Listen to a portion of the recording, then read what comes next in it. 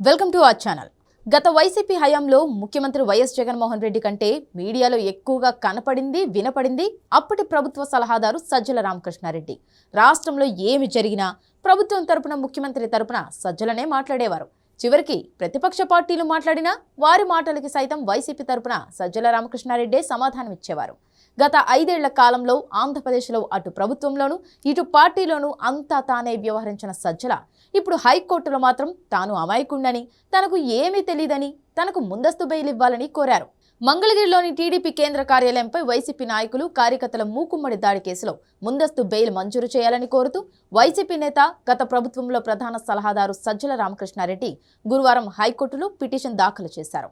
TDP కేంద్ర కార్యాలయంపై దాడి ఘటనలో తనకు ఎలాంటి సంబంధమూ లేదని, ఈ కేసులో సహనిందితులు ఇచ్చిన వాంగ్మూలం ఆధారంగా తనను 120వ నిందితుడిగా చేర్చారని, రాష్ట్రంలో కొత్తగా టీడీపీ కూటమి ప్రభుత్వం ఏర్పడ్డాక వైసీపీ నేతలు, కార్యకర్తలను వేధిస్తున్నారని, ఈ నేపథ్యంలోనే తనపై కేసు పెట్టారని పేర్కొన్నారు.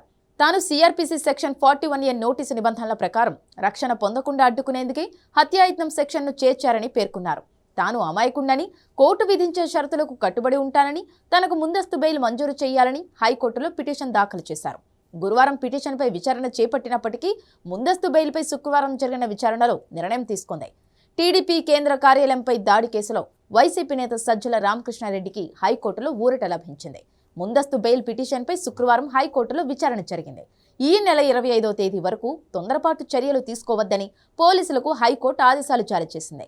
సజ్జల ఆధ్వర్యంలోనే ఈ దాడి జరిగిందని సుప్రీంకోర్టు సీనియర్ న్యాయవాది సిద్ధార్థ లూత్రా కోర్టుకు తెలిపారు. ఘటన జరిగిన రోజున సజ్జల రామకృష్ణారెడ్డి 600 కిలోమీటర్ల దూరంలో ఉన్నారని సజ్జల తరపున న్యాయవాదులు న్యాయస్థానానికి తెలియజేశారు. ఆ రోజున పోరుమామిళ్లలో ఉన్నారని, అక్కడ మీడియాలో వచ్చిన క్లిప్పింగ్లను కోర్టుకు చూపించారు.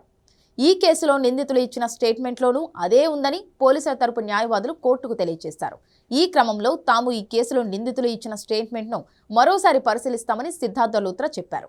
ఇరు వాదనలు విన్న ధర్మాసనం అరెస్టు నుంచి సజ్జలకి రక్షణ కల్పిస్తూ మధ్యంతర ఉత్తర్వులు జారీ చేసింది. అయితే మధ్యంతర ఉత్తర్వులు జారీ చేసినప్పటికీ దర్యాప్తునకు సహకరించాలని సజ్జలను హైకోర్టు ఆదేశించింది. ప్రధాన బెయిల్పై విచారణను ఈ నెల 25కి వాయిదా పడింది.